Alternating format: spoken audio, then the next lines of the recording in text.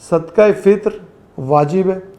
اللہ عز و جل کے حبیب صلی اللہ تعالیٰ علیہ وآلہ وسلم نے اپنے ایک صحابی رضی اللہ تعالیٰ عنہ کو کہا کہ جاؤ مکہ مکرمہ میں لوگوں سے کہو کہ صدقہ فطر واجب ہے اور صدقہ فطر ادا کریں۔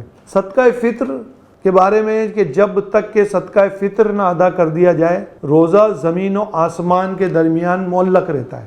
صدقہ فطر اب دینا کب ہے؟ اب بہت سارے لوگوں کا یہ خیال ہوتا ہے کہ صدقہ فطر نماز سے پہلے دیں گے یا عید والے دن دیں گے۔ رمضان میں بھی صدقہ فطر دیا جا سکتا ہے۔ بہتر یہ ہے کہ آپ عید کی نماز سے پہلے صدقہ فطر دے دیں۔ اچھا، صدقہ فطر ہوتا ہے کتنا ہے؟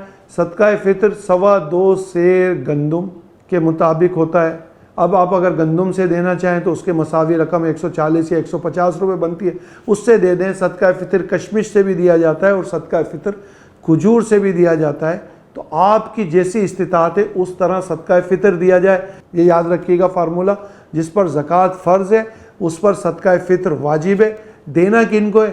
جس طرح میں نے زکوٰۃ دینی ہے اسی طرح مسکینوں کو، فقیروں کو، یتیموں کو، بیواؤں کو، جن پر زکوٰۃ لگتی ہے ان کو صدقہ فطر دیا جا سکتا ہے۔ جس طرح زکوٰۃ مال کی صفائی ہے اس طرح روزوں کی صفائی کے لیے صدقہ فطر ہے۔ اپنا صدقہ فطر کوشش کیجئے رمضان میں ادا کر دیجئے تاکہ رمضان میں ایک کا ثواب 1 لاکھ گنا ہے، آپ کو زیادہ ثواب ملے۔